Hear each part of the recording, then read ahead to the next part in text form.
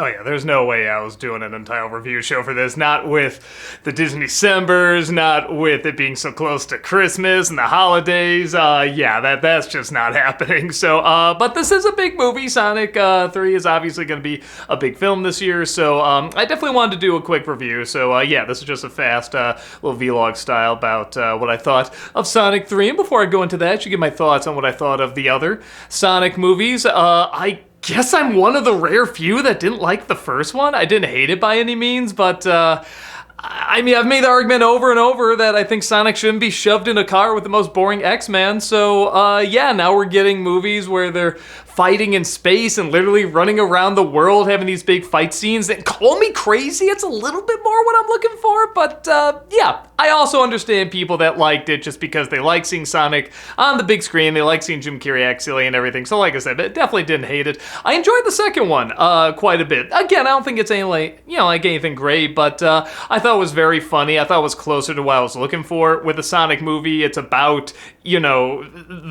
the furry animals, it's about the hedgehog, and everything. It's about, Tails and Sonic and Knuckles. I don't care about the human characters unless it's Robotnik, so I think that was much closer to what I was looking for, but it was still odd. It was still weird. Like, there's a scene where a wedding takes over, like, the middle of the movie, but even that is just so bizarre, it's kind of fun to talk about, so I had a good time with that. And now we have this third one, which the best film I can compare it to is Beetlejuice, which came out earlier this year, in that a lot of people saw that movie and enjoyed it, but admitted, but there's a ton of stuff that doesn't work in it. Maybe even there's more stuff that doesn't work than does, but the stuff that does work is really funny, really enjoyable, really unique, really bizarre, and just sometimes you're just questioning what you're seeing that you can't help but love it. And that really is this movie for me, except in Beetlejuice, where it was kind of the first half, was that where it wasn't really working that much, and then the second half really switches on and really becomes fun. This one, it's kind of sprinkled throughout the whole thing. There's some stuff that really doesn't work, and I'm like, oh man, that's lame, or man, the pacing's off, or the timing's off. Oh, couldn't they do that line again? Man, couldn't they slow that down, or why did this have to speed up this way, or could they done this a little faster? All these pacing issues. But then there's other things that are so much fun and made me laugh so hard.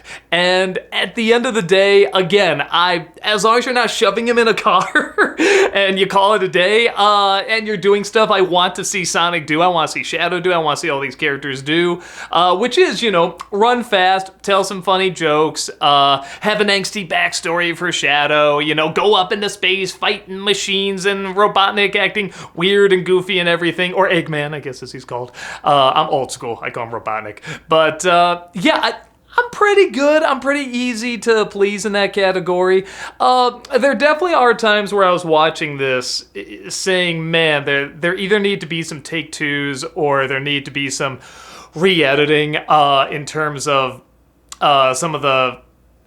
So it's interesting because I feel like with the voice acting, I don't know if they were all in the same room while recording this because the timing there particularly felt off for a lot of the characters, and there's a lot of jokes. Okay, it isn't like grade A jokes, but I was like, this should get a laugh. It's not always getting a laugh, and I feel like anytime they're interacting with the people, though, like with Sonic interacting with Jim Carrey, it felt a little funnier, and it felt like they were really in the same room. So I'm wondering if they did something where maybe some of the voice actors were on set and some weren't. I'm not sure, or maybe it's just the timing. Maybe they came back to re-record some lines, and again, some interrupted the flow, some made it better. I'm not sure, but there's definitely a real inconsistency to this movie. But at the same time, I think it knows what the majority of fans are looking for. They're looking for exactly what I said before. Shadow and Sonic having some cool fight scenes, traveling the world to have these cool fight scenes, having Eggman and Eggman's father, interact off each other and have two Jim Carreys. I mean, it's basically like the Riddler and Two-Face from Batman Forever, except if it's just the Riddler and the Riddler. So, and depending on what your tolerance is for that, you might find it annoying, but if you like the other two films, or even one of the other two films, I think you'll like this one okay. They do dive into more the angsty story with Shadow, but it never quite goes too far to a point where it would get in the way of the comedy. They try to have some dramatic moments that all work just well enough. This is not a very difficult movie to predict. It's very easy to figure out who's going to turn, when they're going to turn, what their plan is going to be, how it's going to happen, how it's going to go down.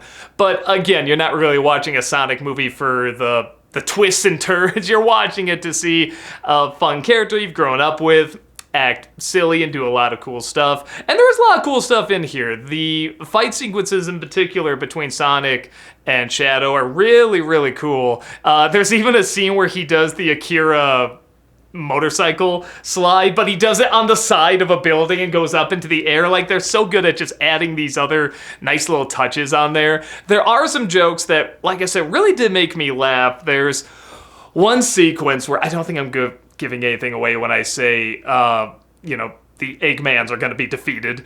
And the way each one is defeated is very, very funny and very different, but particularly one of them made me laugh so hard the way he was defeated that it's one of those moments where every time I thought about it, I started laughing again. Everyone else has moved on, they're on to the next scene, the next joke and everything, and I'm just, every time I thought about it, I just started bursting out laughing. I guess I'm like, all right, just think of something else, just focus on the movie, don't think of that scene, because it was making me laugh so hard.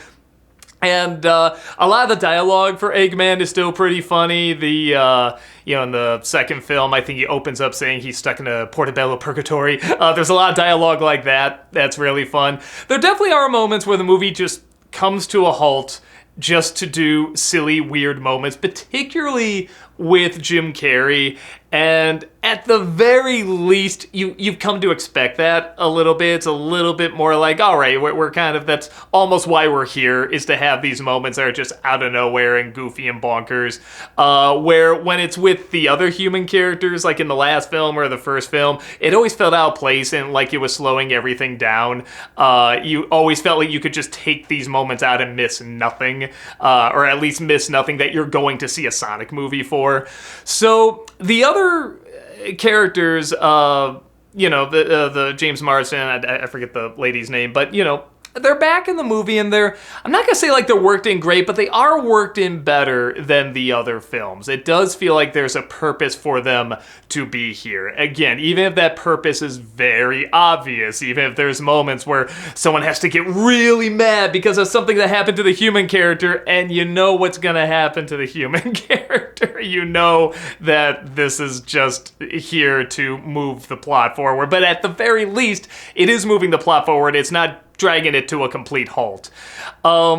I did know going in Shadow's backstory, which I won't ruin if you haven't, if you're not caught up on that. And it's done fine. It's done effectively enough.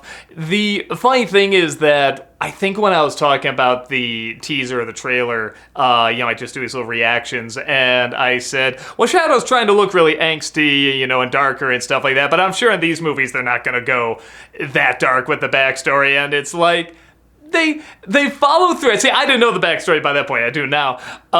And they do follow through. They don't cheat it. They try to make it appropriately emotional, but it's definitely not like a gut-wrenching scene or anything like that. The emotional moments in this movie work just well enough. This is definitely a film where I just think to myself, yeah, that was just good enough.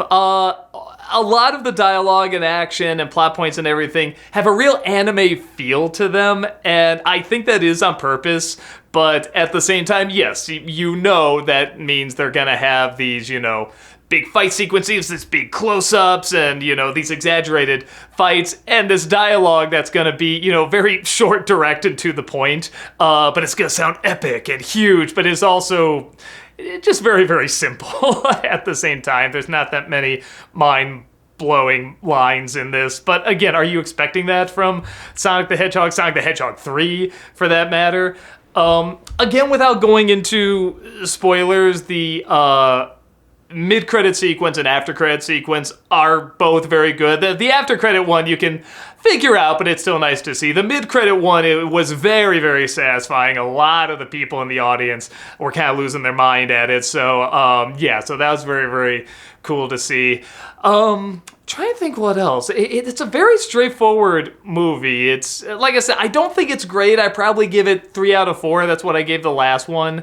There's still a lot of awkward moments. There are a few moments where I was starting to get a little bored and everything, but every time it would start to stray, something would pull it back. Something really cool, something really fun, a funny line or a cool visual or just something really creative. There's a really fun sequence where they're in a room where they can select different parts of the floor that can either enhance gravity so you're stuck to the floor or disconnect gravity so you're floating in the air.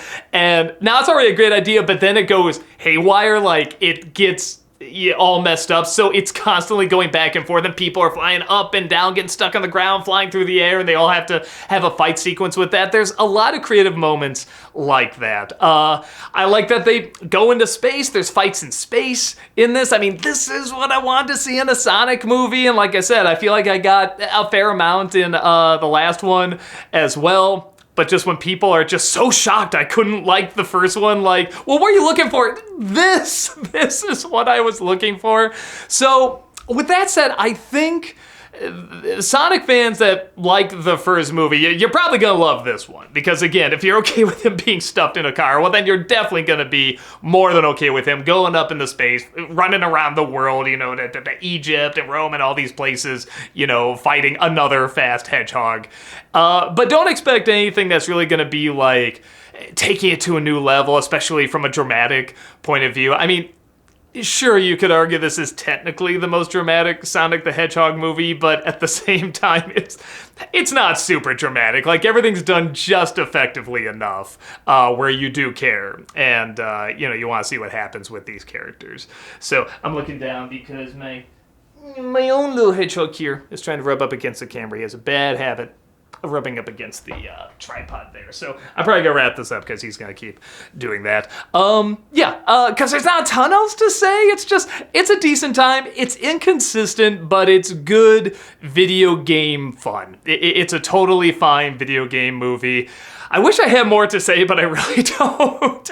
It's decent. It's decent enough. I think Sonic fans, like real diehard Sonic fans, are gonna really enjoy it. I don't think it's gonna blow their minds or anything, but I think they're gonna really get into it. And I think just the common moviegoer or, just the average Sonic fan like me, I'm definitely not a diehard fan, but I do like Sonic. I grew up with Sonic. Will enjoy it. It's worth seeing on the big screen, with the cool sound and the big visuals and everything. So it's definitely worth your time. If you're looking for something that's going to be like a good standalone movie or, have good pacing, or you're really going to get into the emotion of the story, it's not really that, but it's not completely empty either. It like I said, the word I keep using is enough. I'd say it's a little past enough. Some of the creativity with the action sequences does make it a little better than just being, that's enough. But again, don't expect to be blown away or anything. I had a good time. I'd love to know what you think, especially if you're a diehard Sonic fan or just a casual viewer like I am. If you really got into this movie, did you think this was the Sonic movie you always wanted and the shadow you always wanted and just everything added up perfectly? Or did you think that it completely missed the mark and maybe they botched Shadow's backstory and the characters and what this kind of film should be and maybe it should have been more serious? Or are you somewhere in between like me where you think, that was a good time, I enjoyed it, good way just to spend an evening and get a few laughs and some creative fight scenes. So let me know what you think and I will see you next time. Take care.